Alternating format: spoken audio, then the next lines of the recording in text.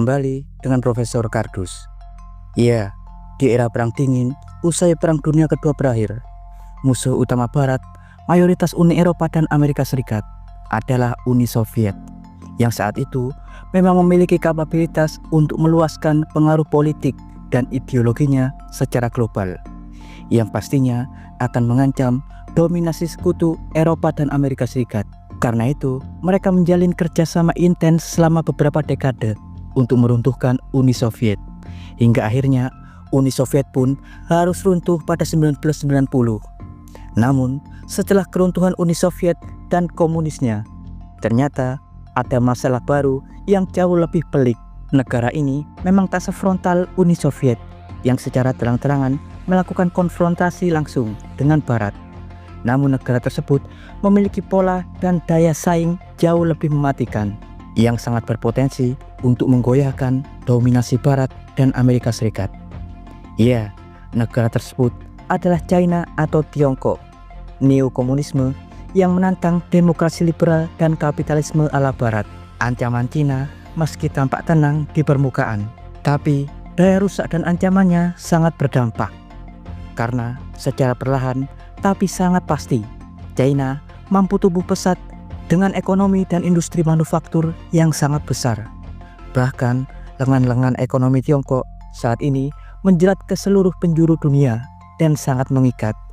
China saat ini telah menjelma menjadi negara eksportir produk jadi terbesar di dunia di hampir seluruh lapisan, mulai dari produk kebutuhan dasar hingga produk teknologi tinggi.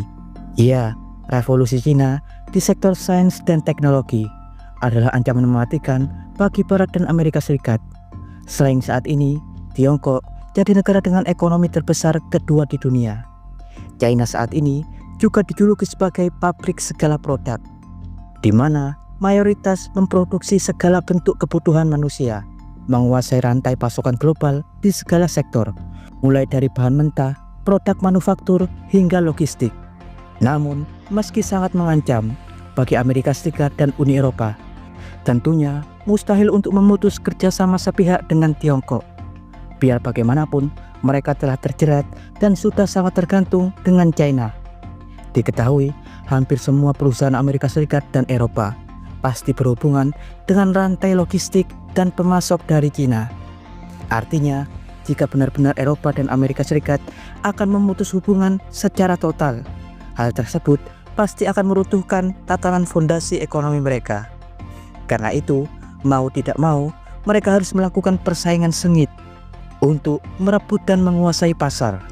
Beberapa upaya yang umum digunakan oleh Amerika Serikat dan Uni Eropa untuk melemahkan daya saing Cina adalah dengan melakukan berbagai upaya sanksi, baik teknologi, perang tarif, atau produk teknologi tinggi.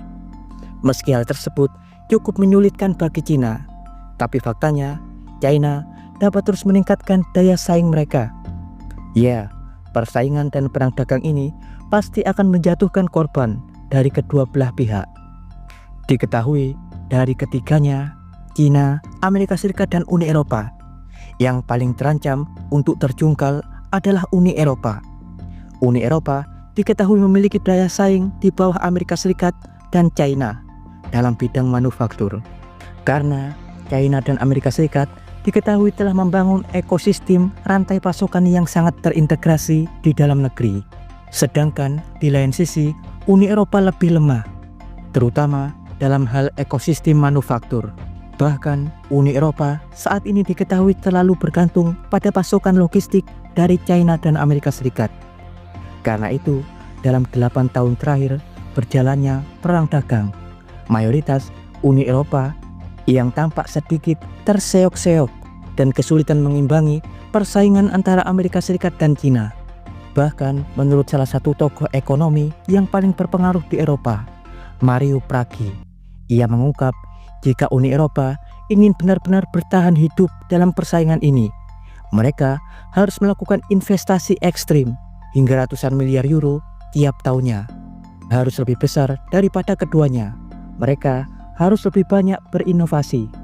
Karena menurutnya saat ini Eropa telah terjebak dalam lingkungan pelik. Menurutnya, beberapa faktor yang dapat membuat Uni Eropa terlindas dari kedua pesaingnya. Yang pertama adalah keterbatasan sumber energi. Saat ini, harga energi di Eropa jauh lebih tinggi daripada di China dan Amerika Serikat, terutama sejak krisis gas dengan Rusia. Selain itu, regulasi lingkungan hijau yang sangat ketat di Eropa juga sangat membatasi kinerja industri, yang tentunya akan menaikkan biaya produksi. Dan juga jumlah tenaga kerja di Uni Eropa juga tak sebesar di Amerika Serikat, apalagi di China. Karena itu, investasi manufaktur di Uni Eropa tergolong lebih rendah.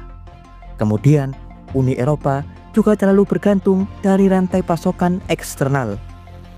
Dan tahukah Anda, dalam beberapa tahun terakhir, sudah banyak industri di Eropa yang telah menjadi korban dari serangan produk-produk Tiongkok atau China. Saat ini, beberapa sektor yang kembang-kempis di Eropa atas serangan produk-produk China. Yang pertama adalah sektor EV atau mobil listrik. Diketahui, pada 2024 saja, China telah melakukan aksi over capacity dalam memproduksi mobil listrik yang jumlahnya lebih banyak daripada kebutuhan pasar domestik. Alhasil, produk mobil listrik murah di Tiongkok kemudian menyerbu dan membanjiri Eropa, terutama Eropa Timur yang menjadi pasar industri mobil Eropa Barat. Mungkin untuk perusahaan-perusahaan mobil dengan brand besar memang diketahui tak terlalu terpengaruh karena mereka berada di kelas yang lebih tinggi. Tapi untuk perusahaan-perusahaan mobil dengan target pasar kelas bawah tentunya sangat terpukul.